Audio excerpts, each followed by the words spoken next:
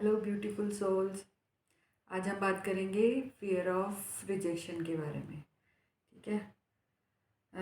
Fear of rejection, rejection मतलब ठुकरा देना, है ना। तो फियर ऑफ रिजेक्शन एक ऐसा घाव है जो फियर ऑफ अबैंडनमेंट की तरह ही बचपन से ही बनता है। मतलब it is also a childhood wound. ठीक है, मतलब शुरुआत इसकी बचपन में ही होती है और फिर धीरे धीरे धीरे धीरे बढ़ते बढ़ते बढ़ते बढ़ते बढ़ते लाइफ टाइम में जो जो चीज़ें जब जब हमें रिजेक्शन मिलता है वो फिर वुंड बढ़ता जाता है, गहरा होता जाता है। ठीक है। तो कैसे? और हाँ, अगर बचपन से नहीं मिला है, मतलब बचपन से लेकर आज तक किसी की लाइफ बहुत बढ़िया चली है, कहीं कोई रिजेक्शन नहीं मिला है, हमेशा टॉप ऑफ द वर्ल्ड रहे हो आप, है ना। तब फिर अगर ये वुंड है कहीं पे, तो may be it is from past life, किसी पास्ट लाइफ की वजह से हो सकता है ये वुंड। ठीक है। लेकिन नॉर्मली ऐसा होता है कि अगर ये वुंड है तो आपका ये वुंड समय के साथ गहरा होता जाएगा, चाहे वो पास्ट लाइफ का हो चाहे वो इस लाइफ का हो, है ना। अगर है कहीं पे डीप, कहीं सीटेड है, तो भी अगर से फॉर एग्ज़ाम्पल बचपन से लेकर जवानी निकल गई, बीच में आ गए अब हम, है ना, मिडल एज में है, और तब जाके हमें कोई रिजेक्शन मिलता है, तो वो वुंड जो है फिर से हरा हो जाएगा। ठीक है, चाहे फिर वो पास्ट लाइफ का ही क्यों ना हो। तो फियर ऑफ रिजेक्शन को आज हम अच्छे से डिटेल में करते हैं। ठीक है। तो चाइल्डहुड वुंड है तो मतलब चाइल्डहुड में तो माँ बाप होते हैं, भाई बहन होते हैं, है ना, और स्कूल के टीचर्स होते हैं, और अड़ोसी पड़ोसी होते हैं, सोसाइटी होती है हमारी, है ना, चाइल्डहुड में। लेकिन सबसे पहले ये वुंड अगर मिलता है तो घर में से ही मिलता है। और घर से कैसे मिलेगा? ये हो सकता है कि बच्चा किसी प्रॉब्लम के साथ जन्मा हो। ठीक है। कैसी प्रॉब्लम? जैसे तारे ज़मीन में थी, ज़मीन पे जो मूवी थी उसमें उस बच्चे को लिखने में और अक्षर पहचानने में प्रॉब्लम थी, है ना। तो वो पता कब चली थी? वो तो थोड़े टाइम बचपन में ही पता लग गई थी, लेकिन थोड़े टाइम के बाद ही पता लगी, है ना। तो उसकी वजह से उसके मम्मी पापा ने उसको स्कूल वालों ने रिजेक्ट कर दिया सबसे पहले तो, कि भाई ये तो हमारे स्कूल के लिए सही नहीं है ना। फिर मम्मी पापा ने उसके बाहर अपने अपने से दूर कहीं उसमें कॉन्वेंट में भेज दिया। तो वहाँ पे फियर ऑफ अबैंडनमेंट भी हो गया साथ में बच्चे को, कि मुझे तो अकेला छोड़ दिया गया, मैं तो अकेला हूँ, कोई मुझे समझ नहीं पा रहा है ना। तो ये जितने भी फियर्स है ना, सब all connected, it's all connected. ठीक है। एक फियर अगर है तो दूसरे फियर को आने में ज़्यादा टाइम नहीं लगता है, या मतलब ज़्यादा एफर्ट्स नहीं लगते हैं। ठीक है। फाइट करना बहुत मुश्किल हो जाता है बंदे के लिए या बंदी के लिए अगर फियर है तो। ठीक है। और एक चीज़ है कि फियर अगर है इट मीन्स लव नहीं है। ठीक है। Fear is the opposite emotion of love. Okay. Fear is darkness, love is light.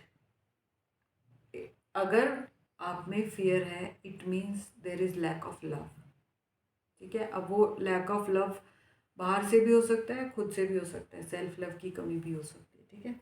तो fear is opposite emotion of love. तो हाँ, तो बिकॉज ऑफ सम डिजीज, जैसे कि डिसलेक्सिया हो गया, या हाइपर एक्टिविटी डिसऑर्डर होता है बच्चों में, attention deficit hyper activity disorder, ADHD जिसे बोलते हैं ना। तो बच्चे एक जगह टिक के नहीं बैठ बैठ सकता है बिल्कुल, है ना। एक जगह ध्यान नहीं लगता उसका, कभी इधर भाग रहा है, कभी उधर भाग रहा है, इधर तोड़ रहा है, उधर फोड़ रहा है ना। तो ऐसे वाले जो बच्चे होते हैं उनमें भी ये फियर बड़े आराम से होता है। क्यों? क्योंकि उन्हें सब जगह रिजेक्ट किया जाता है because of their hyper activity, है ना। कोई उनके साथ रहना पसंद नहीं करता, जो भी लोग, मतलब। और बच्चे ना बहुत सेंसिटिव होते हैं, क्योंकि क्योंकि बहुत प्योर होते हैं जब वो आते हैं धरती पे। तो उनको सारी वाइब्रेशन समझ में आती है कि कौन मुझसे सच में प्यार कर रहा है और कौन मुझसे दुखी हो रहा है, चाहे आप उन्हें बोलें चाहे ना बोलें। ठीक है। तो माँ बाप तो फिर भी नहीं बोलते हैं, 90% माँ बाप तो फिर भी कोशिश करते हैं कितनी भी प्रॉब्लम हो बच्चे में हम उसे संभालेंगे।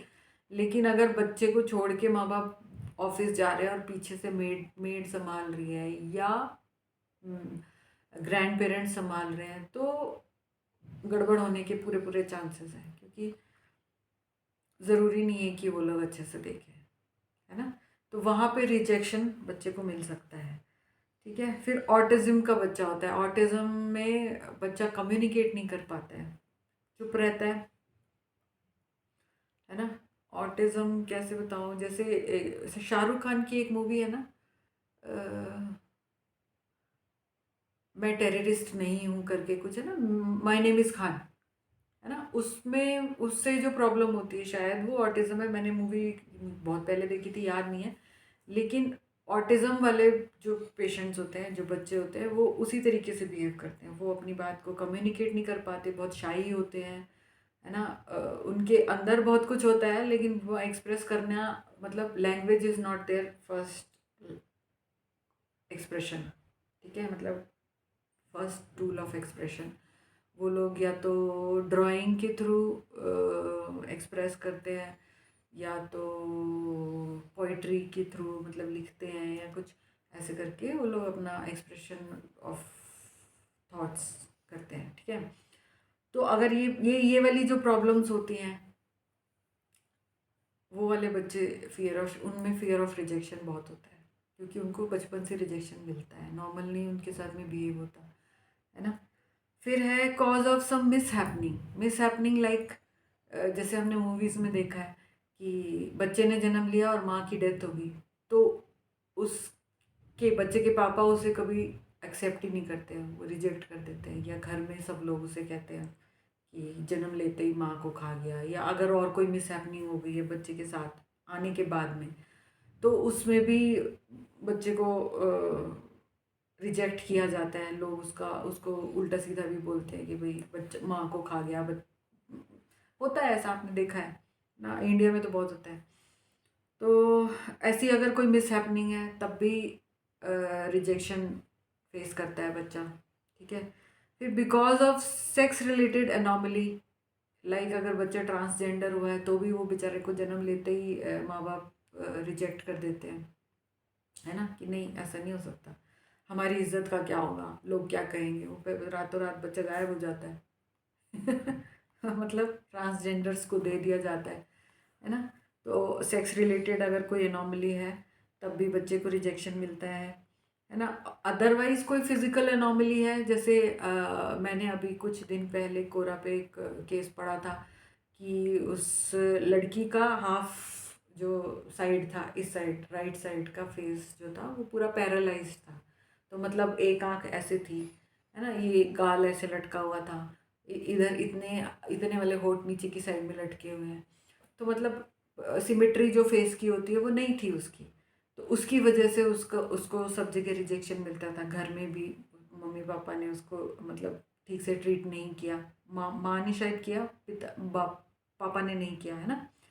फिर स्कूल में बच्चे जो पीयर ग्रुप था, फ्रेंड्स नहीं बने उसके, है ना, टीचर्स उसका मजाक उड़ाते थे, मतलब बहुत सारी प्रॉब्लम्स उसने फेस की बच्चे ने। तो मतलब शुरुआत तो बचपन से हो गई ना रिजेक्शन की, कि उसको, क्योंकि वो नॉर्मल नहीं है बच्चा, इसलिए उसको रिजेक्ट कर दिया जाता है नॉर्मल लोगों के द्वारा, है ना।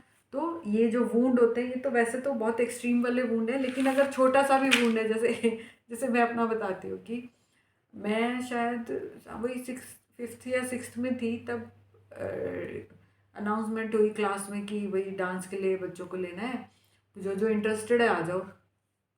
तो मैं भी चली गई, पर वहाँ पे सिलेक्शन हुआ, मतलब करवा के देखा थोड़ा थोड़ा स्टेप्स, तो मुझे नहीं लिया, उन्होंने रिजेक्ट कर दिया। तो ये छोटी सी चीज़ भी बहुत, अगर सेंसिटिव बच्चा है तो उसके लिए मतलब घाव बन सकती है, चाहे वो छोटा ही घाव बने, क्योंकि पहला ये रिजेक्ट हुआ, फिर अगर किसी और चीज़ में रिजेक्ट हो गया बच्चा, किसी और इवेंट के लिए, तो वो पहले वाला जो रिजेक्शन था वो डबल हो गया, है ना। तो वो जो हल्का सा घाव था उस पर दोबारा से चोट लग गई, है ना। फिर कहीं आगे जाके रिजेक्शन हुआ, से फॉर एग्जांपल एक बहुत फ्रेंड्स का अच्छा ग्रुप है, और उसमें उसको बच्चे को एक्सेप्ट नहीं किया गया, तो वो तीसरा वो घाव लग गया उसके ऊपर एक ही जगह पे, है ना। उस घाव पे तीसरी चोट लग गई, तो वो घाव गहरा होता गया, राइट। तो चाहे छोटा हो, घाव चाहे गहरा हो, है ना, लेकिन अगर वो बचपन से शुरू हो गया है इट मीन्स वो फिर आगे और गहरा हो सकता है या ड्रास्टिक डेंजरस भी हो सकता है ना। तो जो मैंने अपना बताया, मेरा तो कुछ भी नहीं था ना, क्योंकि ठीक है, मैंने सोचा ठीक है कोई बात नहीं, इतना ध्यान नहीं दिया मैंने इस बात पे। और कॉम्पिटिशन्स में वैसे भी मैं ज़्यादा थी नहीं कभी, तो मुझे ज़्यादा फील नहीं हुआ। उस वक्त थोड़ा सा फील हुआ था बट ऐसा हुआ नहीं। मैं हमेशा टॉप 5 में ही रही, है ना। जहाँ पे भी, या तो मैं कंपटीशन में जाती ही नहीं थी क्योंकि मैं बहुत शाई थी, ठीक है। और मुझे इंटरेस्ट भी नहीं था कि मैं किसी से कम्पीट करूँ। मुझे लगता था सब ठीक है, मैं ठीक हूँ, मैं जैसी हूँ वैसी ठीक हूँ, मुझे कंपटीशन की ज़रूरत नहीं है। पता नहीं ये फीलिंग अंदर से पहले से थी कि मुझे ज़रूरत नहीं है किसी से कंपटीशन की, ठीक है। हो सकता है फियर ऑफ फेलियर हो भी सकता है, लेकिन क्यों होगा? छोटे बच्चे को क्या मतलब है फियर ऑफ फेलियर से? नहीं, कोई मतलब नहीं होता। जब तक उसके अंदर वो फियर बाहर से डाला ना जाए, अंदर से तो नहीं आता फियर, है ना। तो नहीं था मुझे। तो वो जो रिजेक्ट किया मुझे डांस के लिए, तो चल गया, कोई बात नहीं, मेरे लिए तो कोई बड़ी बात नहीं थी। लेकिन नॉर्मल केसेस में, नॉर्मल मतलब ज़्यादातर केसेस में घाव बन जाता है छोटा सा भी, ठीक है। और फिर ये बढ़ते बढ़ते बाद में प्रॉब्लम क्रिएट कर सकता है। फिर से फॉर एग्जांपल चाइल्डहुड में तो मैंने बता दिया कि यहाँ पे ये रिजेक्शन का घाव मिल सकता है। सपोज ऐसा वाला घाव मिला, और उसके बाद में टीनेज में जब बच्चा आया तो पीयर ग्रुप रिजेक्शन जैसे पहले था वो वैसे बाद में भी हुआ, ठीक है। या पहले कभी एक ही बार रिजेक्ट हुआ होगा बच्चा, लेकिन टीनेज में आके अगर उसको दोबारा से पीयर ग्रुप ने रिजेक्शन कर दिया, या टीचर्स के बिहेवियर की वजह से टीचर्स की कम्युनिटी ने बच्चे को रिजेक्ट कर दिया, या ये कह लो कि जो जो अटेंशन बच्चे को मिलनी चाहिए वो नहीं मिली, है ना, तो वो भी इस चीज़ को बढ़ावा दे सकता है, फियर ऑफ रिजेक्शन को। फिर फ्रेंड्स अगर रिजेक्ट कर दें, या गर्लफ्रेंड या बॉयफ्रेंड रिजेक्ट कर दे किसी भी बिना किसी कारण के, तो भी, है ना, जो बहुत सेंसिटिव लोग होते हैं उनके लिए ये घाव बहुत गहरा होता है ना। और घर में अगर रिलेशनशिप इश्यूज़ हैं और एक बच्चे को ज़्यादा अटेंशन दी जा रही है, दूसरे को नहीं दी जा रही है, तो भी बच्चा रिजेक्टेड फील करता है ना। तो ये हो गया टीनेज, और खासकर टीनेज में ऐसा होता है क्योंकि उस वक्त चेंजेस हो रहे होते हैं, हार्मोनल चेंजेस भी होते हैं, ट्रांजिशन पीरियड में होता है बच्चा, है ना। तो उस वक्त में ये वाले रिलेशनशिप इश्यूज जो होते हैं वो बहुत ज़्यादा घाव दे सकते हैं, ठीक है। फिर आगे बढ़े, सेम बच्चा एडल्टहुड में आ गया है जी, बड़ा हो गया है, तो कॉम्पिटिटिव एग्ज़ाम्स इधर उधर दे रहा है और कहीं पे भी सिलेक्शन नहीं हो रहा है, तो वो फियर जो था, वो रिजेक्शन का फियर या वो जो घाव था उस फियर की वजह से वो और बढ़ता ही रहेगा, है ना। और उसका इफ़ेक्ट क्या होगा कि जो सेल्फ एस्टीम जो बचपन से धीरे धीरे धीरे धीरे कम होती जा रही है, वो अब आके और ज़्यादा कम हो जा रही है, कम हो जाती है ना। और बहुत ज़्यादा कम हो जाती है तो बच्चे डिप्रेशन में भी चले जाते हैं, मतलब एडल्टहुड में आके बंदा डिप्रेशन में चला जाता है या सुसाइड करने की सोचता है ना। तो ये देखो, छोटी सी चीज़ से कितना बड़ा, मतलब अगर हम इस पर ध्यान ना दें तो कितनी बड़ी चीज़ें हो सकती है, मतलब रिजल्ट कितना भयंकर हो सकता है, ठीक है। अब जब हम स्पिरिचुअल अवेकनिंग में हैं और हमने आगे बढ़ना है, तो ये छोटा हो घाव चाहे बड़ा हो, हमें उसे हील करना पड़ेगा, तभी हम आगे नेक्स्ट पड़ाव पे अपने पहुंच सकते हैं, ठीक है। तो लाइट वर्कर हो चाहे नॉर्मल बंदा हो चाहे ट्विन फ्लेम्स हो, अगर ये वुंड है इतना सा भी, चाहे वो इस लाइफ का हो चाहे वो किसी पास्ट लाइफ से मिला हो, बिना इसे हील किए हम लोग आगे नहीं बढ़ सकते हैं, ठीक है। और अगर हम टीएफ्स की बात करें, ट्विन फ्लेम्स की बात करें, तो जो फेमिनिन एनर्जी है उसमें फिर भी थोड़ा बहुत कम होगा कंपैरेटिवली मैस्कुलिन एनर्जी की कंपैरिजन में, क्योंकि मोस्टली मतलब जो डिज़ाइन होता है वो ऐसे ही होता है कि जो मैस्कुलिन एनर्जी होती है उसमें वो ज़्यादा फियरफुल होती है, बिकॉज वो मैट्रिक्स में होती है, वो फिज़िकल वर्ल्ड में ज़्यादा इन्वॉल्व होती है। और फिज़िकल वर्ल्ड में इन्वॉल्व होने का मतलब है स्पिरिचुअलिटी से बिल्कुल डिस्कनेक्टेड होते हैं। स्पिरिचुअलिटी से डिस्कनेक्टेड है इसका मतलब है कि लव नहीं मिला है ना। क्योंकि थोड़ा थोड़ा बहुत भी अगर हम कनेक्टेड रहते हैं तो फिजिकल वर्ल्ड में लव मिले ना मिले, वो भगवान से अगर हम जुड़े हुए हैं तो वहाँ से हमें प्यार मिलता है और वो अनकंडीशनल लव होता है। लेकिन अगर किसी भी कारण से हम डिस्कनेक्टेड हैं ईश्वर से तो फियर होना बहुत आसान हो जाता है। मतलब there are an number of fears. तो अभी तक जितने जितने केसेस मैंने देखे हैं या जितनी रिसर्च मैंने की है उसके हिसाब से जो मैस्कुलिन एनर्जी होती है उसमें फियर ज़्यादा होता है कंपैरेटिवली